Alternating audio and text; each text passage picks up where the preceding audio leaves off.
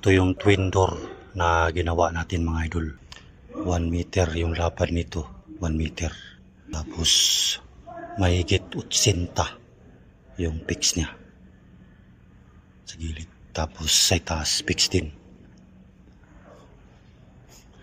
Ito yung klaseng hinges na kinabit ko mga idol. Mahirap ito kung ikaw lang mag-isa. Kahit ako nahirapan din. Dahil mayroon siyang ilalagay sa loob. Yan.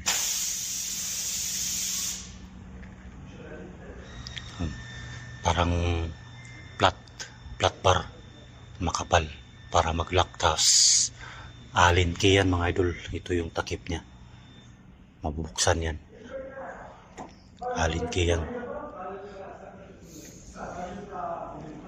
Lahat yan. 4 na piraso yan.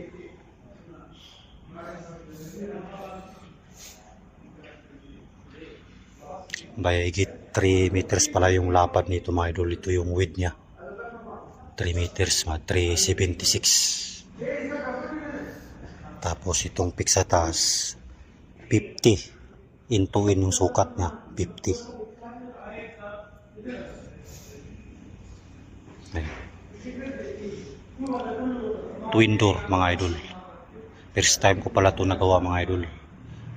Ang ibig ko sabihin na first time, itong hinges, first time ko ito nailagay. Kaya ang ginawa ko, gumawa muna ako ng sample. Ito yung sinasabi ko sa inyo na may bakal siya sa loob, may papasok. Kasi nga alin key yan. Yan. Ito yung bali perimeter niya. Ito. Tapos ito yung perimeter panel, pinakapintuan niya.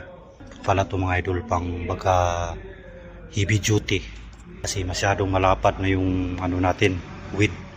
Mahigit 1 meter yan. Nasa mga 100.2. Ganyan. Naka-equal yan siya. Bali, may flat bar yan na nakalagay mga idol para siya umangat. Ito, hindi na. Ito lang nilagay ko ng flat bar na makapal. Sprayan ko lang yan ng itim na spray para magparehas yung kulay niya. Fixed glass dito mga idol. Fixed glass din dito sa taas. Sa gilid din ganun fixed glass.